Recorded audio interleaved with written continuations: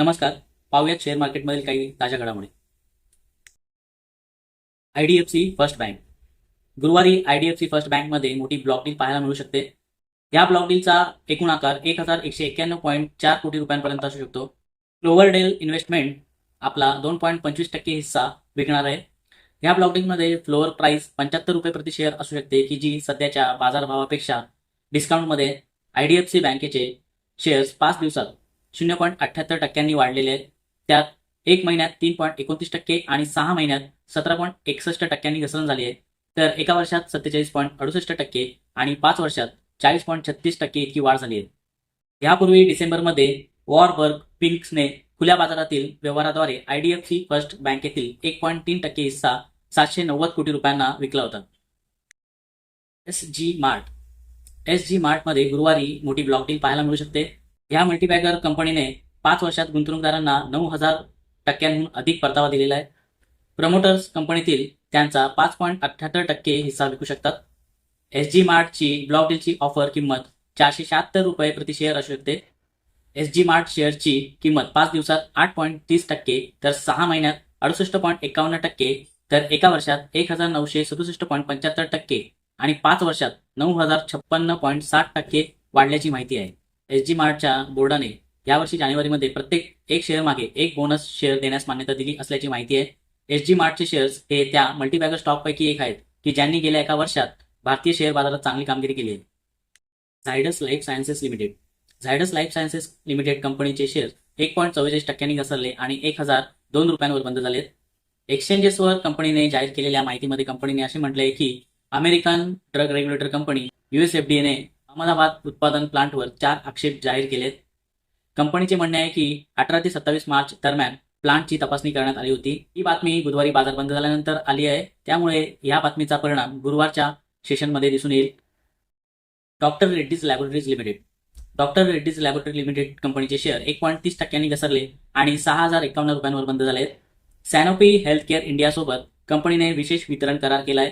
भारतात Sanofi healthcare लस ब्रँडचा प्रचार आणि वितरणासाठी हा करार करण्यात आला आहे. ही बातमी देखील बुधवारी बाजार बंद झाल्यानंतर आली आहे, त्यामुळे या बातमीचा परिणाम गुरुवारच्या सत्रामध्ये दिसून येईल.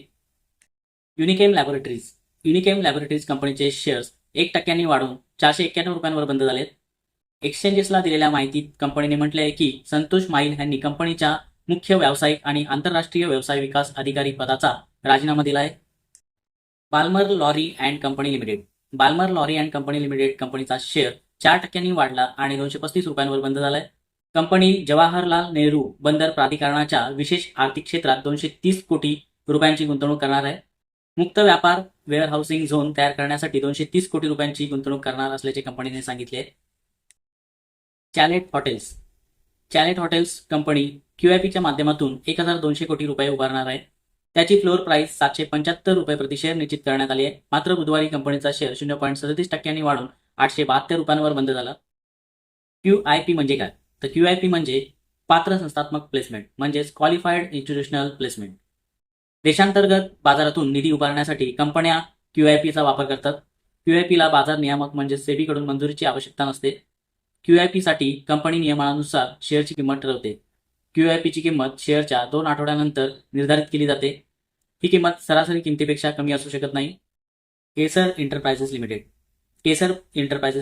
कंपनीचे शेअर 1% घसरून 106 रुपयांवर बंद झाले. कंपनीने एक्सचेंजेसला दिलेल्या माहितीनुसार शरद मिश्रा यांची कंपनीचे मुख्य कार्यकारी अधिकारी म्हणजे CEO म्हणून नियुक्ती करण्यात आली आहे.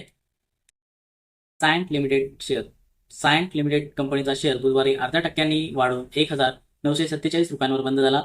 कंपनीने एक्सचेंजेसला दिलेल्या माहितीत म्हटले आहे की D328ECO विमानाचा रिअर फ्युजलेस सेक्शन बनवण्यासाठी त्यांनी डेव्ज एअरक्राफ्ट सोबत करार केला आहे.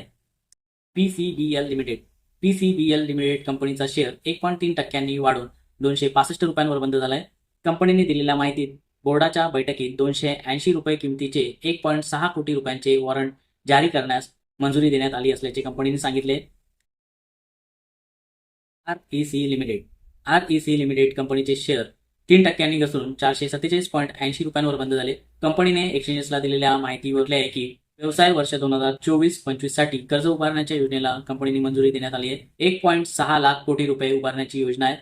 ही रक्कम रोखे आणि डिबेंचर्सद्वारे उभी केली जाऊ शकते. Titan Intech limited. Titan Intech लिमिटेडने 3 बोनस शेअर जाहीर केले आहेत. टायटन इनटेक लिमिटेडची सुरुवात 1984 मध्ये झाली.